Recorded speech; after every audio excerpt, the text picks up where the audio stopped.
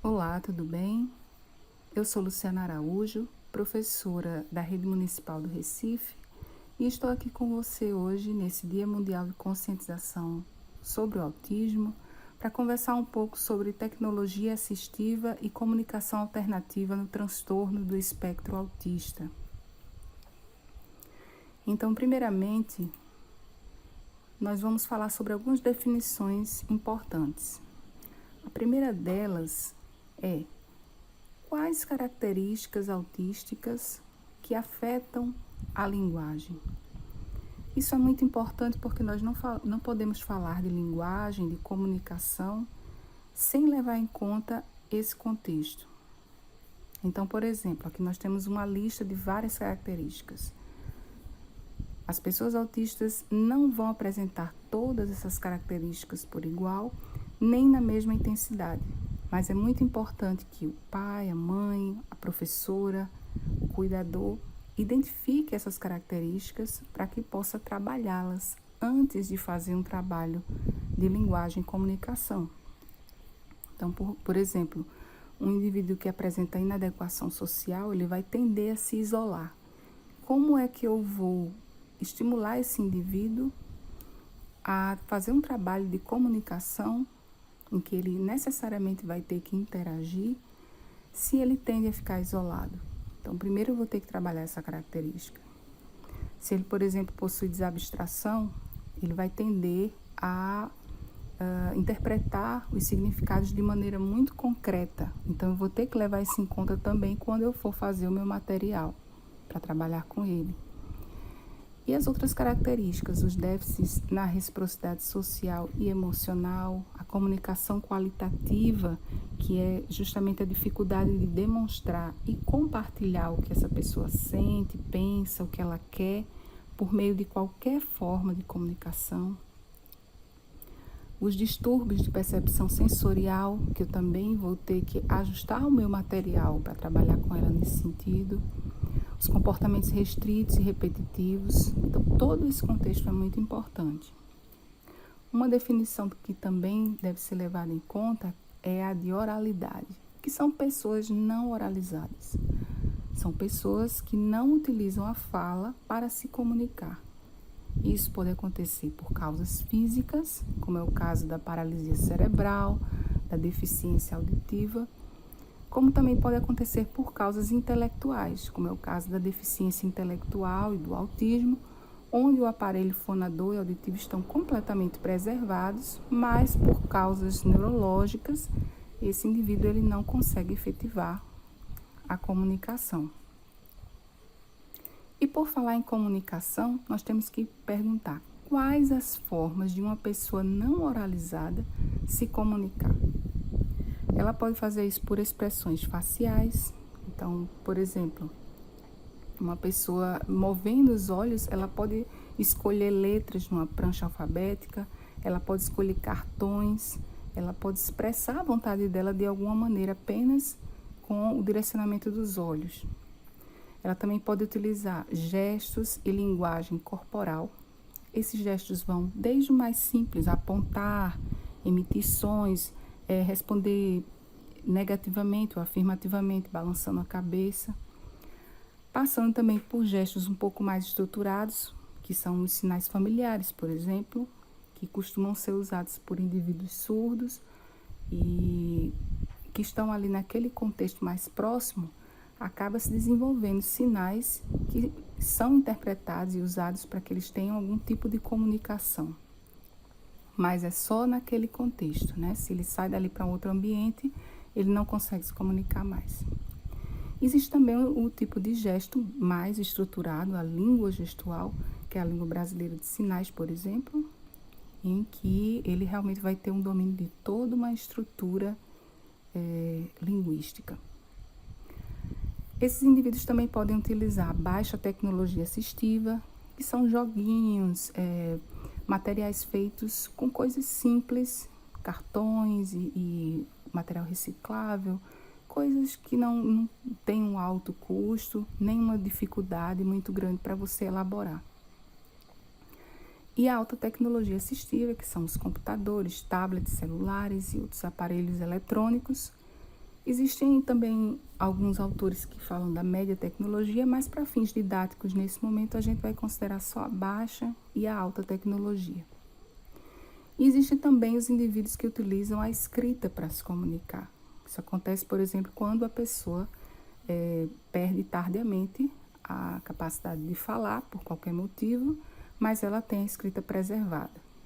Isso não é o caso da maioria dos autistas. Então, quais são as funções da comunicação que a gente vai abordar aqui? Essas funções vão desde atividades de vida diária, como, por exemplo, solicitar alimentos, solicitar atenção, fazer perguntas, até funções mais complexas, como interagir socialmente, expressar-se, os sentimentos, diminuir comportamentos inadequados atribuídos à falta de comunicação. Esses comportamentos seriam o quê? Chutar, bater, gritar, fazer birras, morder, que são comportamentos próprios de indivíduos que ainda não conseguiram se expressar. Então, a gente repara que quando eles conseguem desenvolver melhor a comunicação, esses comportamentos tendem a desaparecer ou a diminuir bastante. O mais importante é levar esse indivíduo a se expressar, a se afirmar como ser humano, porque a comunicação ela existe para isso, para que a gente possa se afirmar como ser humano, e esse é um direito de todas as pessoas, inclusive das pessoas autistas.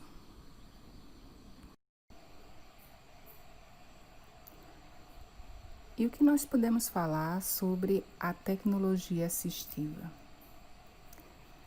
Bem, sendo mais específico, a gente pode usar alguns desses recursos aqui que estão sendo mostrados nesse slide. Começando dos mais simples, as pranchas de comunicação, que podem ser feitas com letras, as pranchas alfabéticas, que são aquelas em que a pessoa vai escolhendo as letras até montar uma palavra. Essas pranchas também podem ser feitas com cartões, e aí cada cartão representa um objeto, um verbo, representa algum conceito, né? Também pode ser feita com símbolos, ideogramas e sons, que é o caso, por exemplo, de eu fazer uma prancha onde eu tenha uma campainha para representar o sim, uma campainha para representar o não. Também é um tipo de prancha de comunicação. Nós temos os softwares de computador, como o Boardmaker e Telepathics, que é um software do teclado TIX, do qual nós vamos falar daqui a pouco. Os vocalizadores, que são dispositivos que tanto podem ser usados como comunicadores de voz gravada, que é quando você grava a sua voz e quando você aperta um botão, aquela mensagem é falada. Como você também pode usar comunicadores com voz sintetizada. Já vem uma voz padrão gravada e quando você digita, aquela voz pronuncia a palavra ou a frase que você escreveu. Esses vocalizadores, a princípio, eram bem rudimentares, eram feitos com poucas opções, né? Mas aí com os aplicativos para tablet e celular, eles foram ficando cada vez mais elaborados. Então, nós temos uma lista de aplicativos assistivos que nós transformamos num catálogo. Esse catálogo está disponível na internet. Eu vou deixar o link também para quem quiser acessar. E dentre esses aplicativos assistivos, nós selecionamos alguns próprios para comunicação alternativa e aumentativa, que é o caso do aplicativo Livox, que junta todas essas estratégias. Ele tanto é uma prancha de comunicação, também funciona como o software Boardmaker, por exemplo, e é um vocalizador. Então, você pode utilizá-lo para gravar mensagens de voz, como também pode utilizar o teclado que tem nele para que essa voz seja expresse a frase ou a palavra que você escreveu no teclado através de uma voz sintetizada. Tem também outros aplicativos como o Virginia, o teclado do Google também, e vários outros que vocês vão poder ver melhor depois. Sobre os sistemas e métodos em comunicação alternativa e aumentativa, existem vários. Eu selecionei aqui só alguns porque não é nossa intenção esgotar o tema, né? Só dar um panorama dos principais pontos. Então, eu selecionei apenas esses aqui.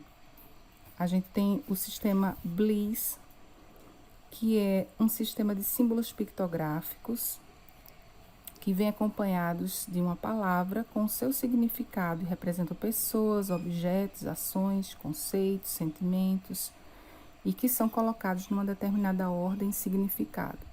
Vocês vão perceber que todos esses sistemas e métodos eles têm algo em comum, que é explorar essa questão do significado, do símbolo, né? E cada um tem as suas particularidades, mas eles são parecidos. E aí alguém se baseia em um para desenvolver outro, né? Então nós temos o PIC também, que é composto por 400 símbolos que englobam mais de 400 conceitos. E a característica dele é que ele tem figuras brancas sobre um fundo preto. Para quê? Para reduzir as dificuldades de discriminação entre figura e fundo. Quando você faz esse contraste, fica mais fácil de visualizar, né? E elas podem ser agrupadas, essas figuras, por área de interesse, facilitando que a criança construa frases. O PCS, né, é constituído por 700 símbolos. Começou com 700 símbolos, depois ampliaram, chegou a 3.200 símbolos. O sistema SPC, símbolos pictográficos para a comunicação, é constituído por desenhos que representam substantivos, verbos, e normalmente se empregam cores para você identificar os gêneros que são comuns, né? Ali as classificações. Substantivos são todos de uma cor, verbos todos de outra cor, adjetivos todos de outra cor de fundo. É um sistema bem flexível que pode ajustar-se às necessidades comunicativas de cada utilizador. Um dos sistemas mais conhecidos é esse aqui, o PECS, que é um sistema de comunicação muito completo, que foi originalmente desenhado para criar de uma forma bem rápida e econômica recursos consistentes de comunicação. Hoje, o PECS é o método de comunicação mais utilizado com autistas.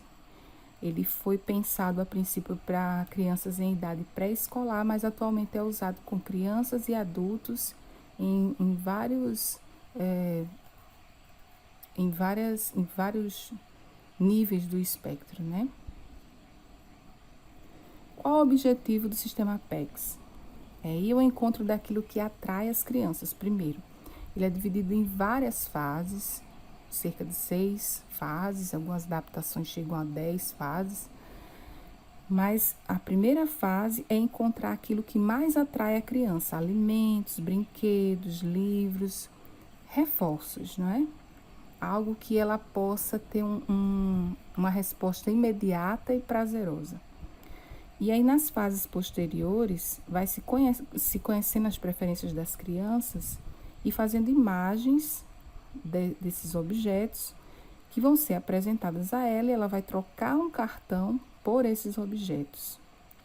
A princípio, é oferecida ajuda física para pegar esses cartões, mas depois vai se tirando essa ajuda para que ela comece a desenvolver a iniciativa de interagir, pegando a imagem, entregando ela mesma espontaneamente ao terapeuta. O grau de dificuldade vai aumentando aos poucos, isso é muito importante, ao trabalhar com autismo, a gente tem que fazer essa graduação, né, em etapas, do mais fácil para o mais difícil, e o grau de dificuldade vai aumentando até o sistema fazer com que a criança crie enunciados simples a partir das imagens e de uma sequência de frases. Ele não requer equipamento de alto custo, é muito fácil de você produzir o material, só precisa ter alguma paciência, criatividade, muita atenção aos interesses da criança. E você pode utilizá-lo tanto em ambiente terapêutico quanto em casa. Se você utilizar em todos os ambientes, é o ideal. Tanto que existem as pastas PECs, justamente para que a criança tenha essa mobilidade, ela consiga levar os seus cartões para qualquer ambiente onde ela for transitar. A gente tem também o sistema TEACH, que é o tratamento e educação para autistas e crianças com déficits relacionados com a comunicação. Ele foi criado a partir de um projeto de pesquisa que observou profundamente os comportamentos das crianças autistas em diversas situações, frente a diferentes estímulos. Então, são utilizados estímulos visuais, estímulos audiocinestésico-visuais, que é quando você mistura, vários estímulos, por exemplo, você une som, palavra, associa com movimento, fotos. Os sistemas de trabalho são programados individualmente e são ensinados um a um pelo professor. As crianças autistas, qual é a grande vantagem do TEACH? A gente percebe que elas costumam ser mais responsivas em atividades de situações dirigidas, ao invés de você deixar a livre escolha. E elas respondem também mais consistentemente aos estímulos visuais que aos estímulos auditivos. Daí esse suporte visual que permeia aqui todos esses sistemas que eu falei, ele é muito eficiente por isso.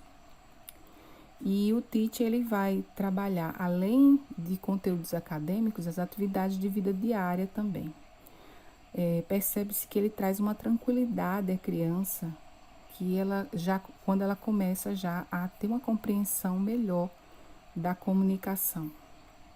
Então, quais são os objetivos gerais do TEACH, assim, para ser bem rápida, né?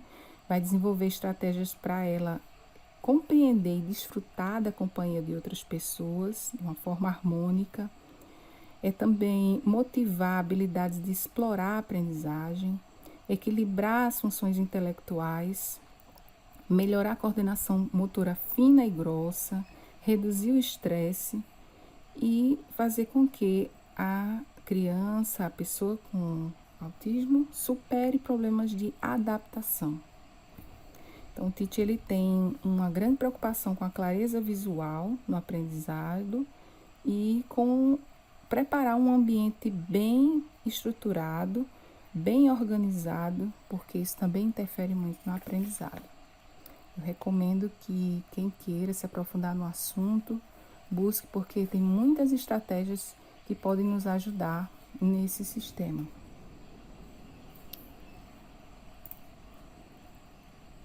Então, voltando aqui.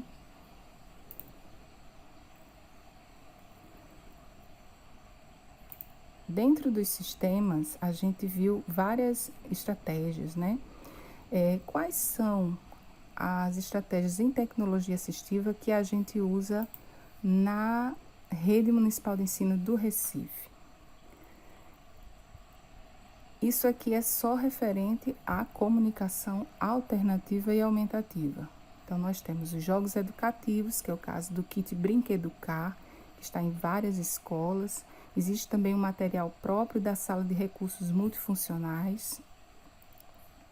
Nós utilizamos o Livox, que é um aplicativo que a licença dele é paga, mas foi comprada pela prefeitura e é utilizada nos tablets das salas de recursos multifuncionais e que pode ser utilizado tanto para estimular a comunicação quanto para a adaptação curricular.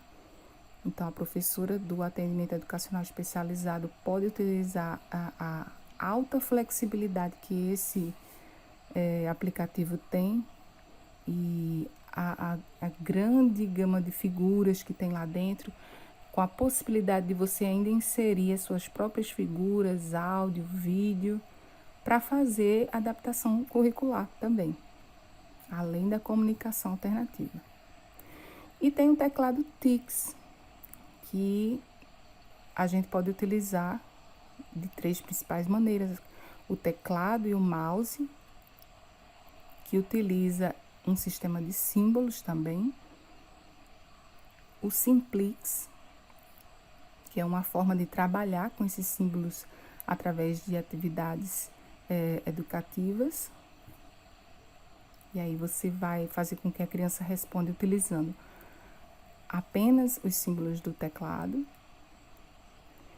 E tem um Telepatix, que você pode utilizar com vários acionadores que vêm com esse teclado, para que a pessoa consiga se comunicar através de uma prancha de comunicação alfabética, onde ela vai juntando as letras, formando palavras e frases.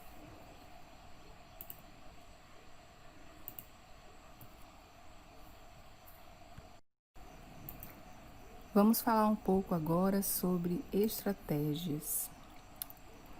É muita coisa, eu vou tentar falar aqui de uma maneira bem objetiva. As primeiras estratégias, elas devem começar antes de qualquer trabalho direto com a criança. Então, eu devo me perguntar: a comunicação engloba o quê? Engloba a expressão, compreensão e linguagem. Quanto à expressão, eu devo me perguntar: como eu me comunico com outras pessoas? Como a minha criança se comunica com outras pessoas? Com relação à compreensão, o que está sendo dito a mim? Essa pessoa autista está compreendendo bem o que está sendo dito a ela? Onde ir, o que fazer depois, como fazer, o que escolher. As funções da linguagem devem ser o mais práticas possíveis, o mais dentro da realidade e atender o máximo às necessidades mais básicas desse indivíduo, para que ele tenha estímulo para continuar trabalhando. Então, eu dividi aqui essas estratégias em 2 etapas, mais algumas especificidades. Na etapa de planejamento, eu tenho aqui uma lista de perguntas que eu considero que são bem importantes, né? Você tem que pensar o seu planejamento levando em conta qual é a atitude desse indivíduo frente à comunicação. Quais são as habilidades visuais, auditivas, motoras desse indivíduo, dessa criança, desse estudante, dessa pessoa autista.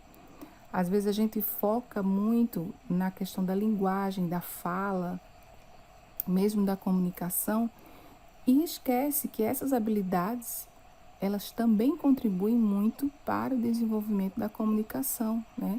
Nós sabemos hoje, por exemplo, a neurociência demonstra como a psicomotricidade está ligada à linguagem. Então, é preciso também verificar essas habilidades nesse indivíduo. Quais os recursos que esse indivíduo já utiliza para se comunicar? Quais são os parceiros de comunicação e como é o vínculo dele com esses parceiros? Será que eu também não tenho que desenvolver um vínculo maior?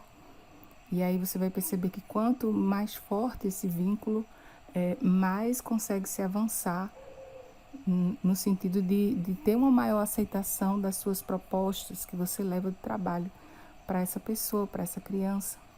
Qual é a rotina desse estudante? Quais são os centros de interesse que eu posso explorar? O que é que ele mais gosta? Quais as tarefas a serem realizadas? Eu tenho que ter muito claro quais são os meus objetivos específicos a trabalhar com essa criança. Eu devo procurar usar formas que o aluno entenda rapidamente e facilmente, que eu não tenha que explicar muito, entendeu? Coisas que ele, de olhar, ele já consiga entender, ou pelo menos eu tento chegar o mais próximo desse objetivo, que tudo seja muito fácil de visualizar e eu, com o mínimo de palavras possíveis, conseguir ter essa compreensão. Devo também criar ferramentas que sejam universalmente entendidas, que não fiquem restritas ao ambiente escolar, ao ambiente familiar, mas que sejam coisas que essa pessoa autista possa usar em qualquer lugar que ela vá. Durante a aplicação do meu trabalho, eu também tenho que ficar sempre me perguntando algumas questões. Primeiro, eu estou respeitando as etapas de aprendizagem? Então, aqui, por exemplo, com relação à linguagem escrita, Quais são as etapas? Eu devo começar do real para a representação gráfica. Então, eu começo com objetos reais, depois com miniaturas, né, miniaturas 3D, fotografias, porque já é uma representação gráfica em 2D, desenhos coloridos, que aí já vai se afastando do real, né, já vai sendo uma representação da realidade em 2D, o desenho preto e branco, que já se afasta um pouco mais, os símbolos gráficos, que já estão mais próximos da escrita, e, por fim, a própria escrita. Isso são etapas que servem para qualquer pessoa. E às vezes a gente quer adiantar, quer forçar muito, mas a gente tem que respeitar isso. Observar também como os alunos respondem. Esses alunos estão atentos? Por quanto tempo eles ficam atentos? Estão demonstrando cansaço em atividades? Por que estão demonstrando esse cansaço? Apresentar e ensinar tudo o que você criou de forma clara e simples, se possível em etapas que possam ser facilmente seguidas.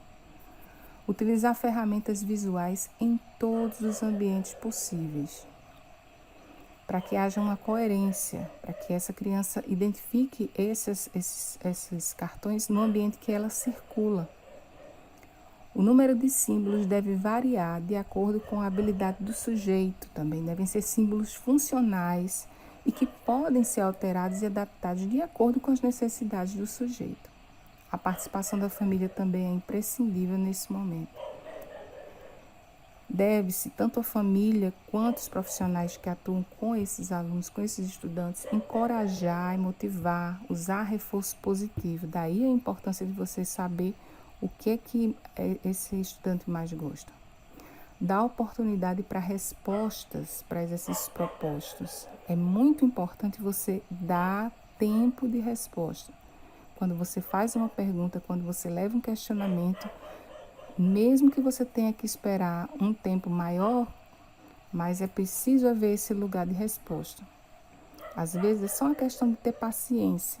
A gente não está acostumado a esperar um pouco mais pela resposta, porque a gente está acostumado com conversas onde você tem respostas imediatas, né? Tem gente que nem espera para responder. Antes de você terminar a frase, a pessoa já lhe atropela, já diz o que está pensando.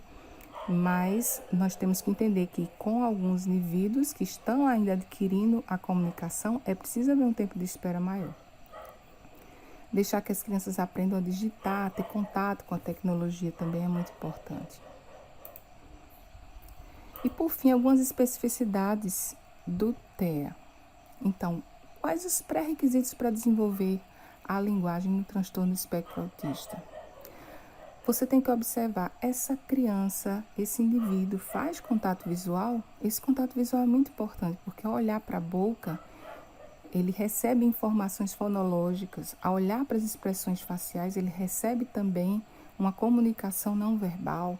Isso é muito importante para que ele comece a compreender aspectos da comunicação, da linguagem. Outro pré-requisito é a atenção compartilhada, que é quando você, o estudante, estão dividindo o interesse em um mesmo foco, em um mesmo objeto, em uma mesma atividade, em um mesmo brinquedo. A atenção compartilhada, ela é deficitária nas pessoas com transtorno do espectro autista. Elas não têm muito interesse em dividir os seus não têm muito interesse em dividir interesses com as pessoas. E aí, isso também é necessário para desenvolver a habilidade de comunicação.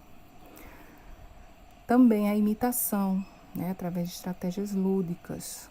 Você vai ensinar através da imitação qual o uso convencional de objetos, já que algumas pessoas no transtorno do espectro autista, eles não têm essa clareza de qual é o uso convencional de alguns objetos, de alguns brinquedos. A imitação também tem a ver com empatia. E a teoria da mente, que em palavras rápidas significa colocar-se no lugar do outro. Esse colocar-se no lugar do outro é muito importante, por exemplo, para interpretar um texto simples que seja. Para você também representar situações linguísticas, você precisa ter essa percepção de se colocar no lugar do outro. Quais são as habilidades sociais desse indivíduo? Sobre a teoria da coerência central, é a capacidade de integrar diferentes estímulos no mesmo ambiente, de unir as partes para entender o todo. Então, daí a importância de você ter um ambiente organizado, muito bem dividido, né, que tenha critérios de organização, que não seja um ambiente muito carregado de estímulos visuais, porque já que a gente vai explorar estímulos visuais, é preciso que o ambiente seja o mais neutro possível para quando você colocar aquele estímulo visual, o seu estudante focar apenas naquilo que você está colocando e tudo ao redor ficar o máximo anulado. Senão, você vai ter sempre alguma coisa chamando a atenção do estudante, levando ele para longe distraindo ele da sua atividade, da sua proposta. E por fim, as funções executivas, e elas têm a ver com regulação, a organização de comportamentos, autonomia, independência e a capacidade do indivíduo estruturar seu próprio ambiente, sua própria rotina. Então, função executiva também é muito importante em se tratando de trabalhar com a linguagem.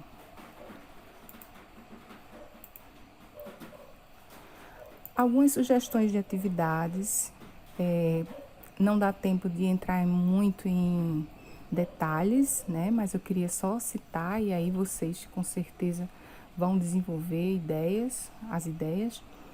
A gente normalmente costuma desenvolver o trabalho de comunicação alternativa, começa sempre pelo uso do sim e do não.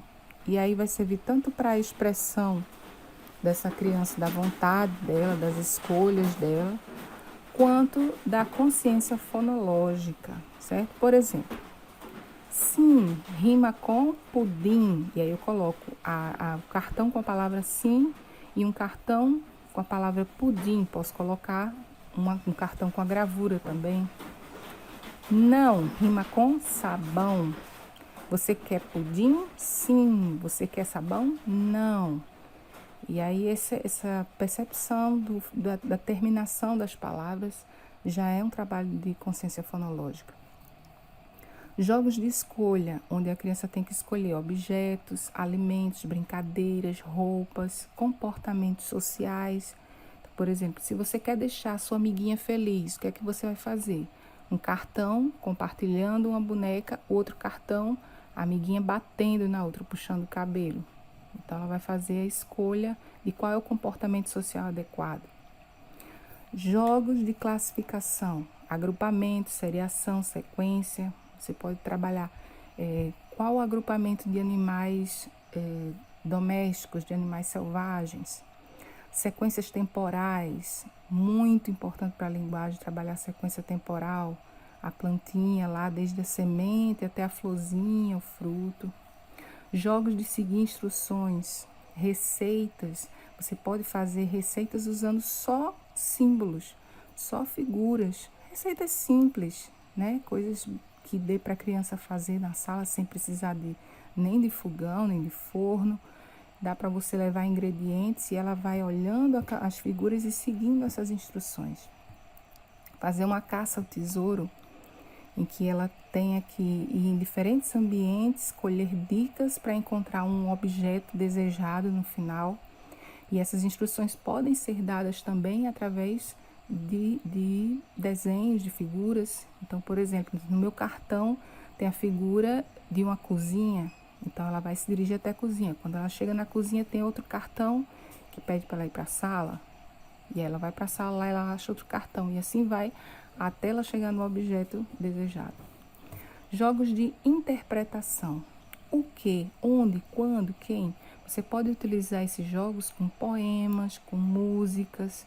E aí ela pode completar essas perguntas utilizando as figuras do próprio poema, da própria música que você trabalhou. A princípio você mostra a música com as figuras, depois você faz essas perguntas de interpretação de texto. Pode ser perguntas a princípio bem simples e aí vão ficando mais complexas à medida que a comunicação vai se desenvolvendo. Jogos de criação, relatos de passeios, de experiências que essa pessoa teve. Ela pode construir também as suas próprias figuras, calendários de eventos que vão acontecer na semana, no mês, que ela pode representar através de cartões de rotina, que são muito comuns, né? Mas normalmente o professor leva essa rotina pronta. Então, por que não propor que esse estudante, que essa criança, que esse indivíduo construa a sua rotina através de cartões que você pode pré-selecionar e ele vai montar essa rotina. Jogos sociais, também muito importante. Histórias sociais, que é quando você usa cartões para narrar uma determinada história de como a criança deve se comportar em determinados ambientes, em determinadas situações sociais. E, por fim, jogos com interações com pares mesmo, utilizando a comunicação alternativa que você está trabalhando. Porque esse é o objetivo final, né? A comunicação alternativa não pode ficar restrita só ao ambiente onde está o terapeuta, onde está o professor ou na casa do indivíduo. Então, ele vai ter que fazer jogos, brincadeiras, interações com os pares também em outros ambientes. É muito importante que você faça o acompanhamento registrando o vocabulário que foi trabalhado, o uso que a pessoa fez desse vocabulário, que você vai inserindo outros elementos do discurso aos poucos, começando do substantivo, adjetivo, preposições. Veja, existe também uma ordem na aquisição desses elementos. É a ordem que as criancinhas de 1 ano e meio, 2 anos, 3 anos de idade vão incorporando esses elementos ao seu discurso. E a gente vai trabalhando isso também em indivíduos que têm uma dificuldade na linguagem mais tarde, seguindo essa ordem. Registre também quantos ciclos de comunicação ocorrem entre você e o indivíduo, o seu estudante, seu filho, quantas vezes e qual o conteúdo e função desses ciclos de comunicação. Ciclo de comunicação é a conversa que você teve, mesmo uma pequena conversa que tem início, meio e fim, já é considerado um ciclo de comunicação. Por menos palavras que sejam expressadas, né? Mas se ele consegue colocar ali um cartãozinho, responder uma pergunta ou criar uma questão, isso já é um ciclo que você vai registrando para depois comparar o progresso que está acontecendo. Bem, não dá para falar mais porque o nosso tempo já estourou, mas eu deixei aqui alguns links para você aprofundar o seu conhecimento nessa área. Você pode dar um pause no vídeo agora, copiar. Esse primeiro link aqui é um link maravilhoso de um site organizado pela Rita Best e outros profissionais, em que ela fala muito sobre comunicação alternativa, dá várias sugestões de atividades também. Esse aqui é um livro sobre comunicação alternativa. Esse aqui é uma apostila sobre PECs. Muito interessante vocês lerem as fases do PECs. Um vídeo da Maria Cláudia Brito sobre como desenvolver a comunicação no transtorno do espectro autista, muito rico em sugestões. E o catálogo de aplicativos assistivos de que eu falei para vocês, onde vocês podem baixar para os seus celulares alguns aplicativos de comunicação alternativa e aumentativa. Um grande abraço, tudo de bom para cada um de vocês e nós hoje vamos ficando por aqui. Até a próxima.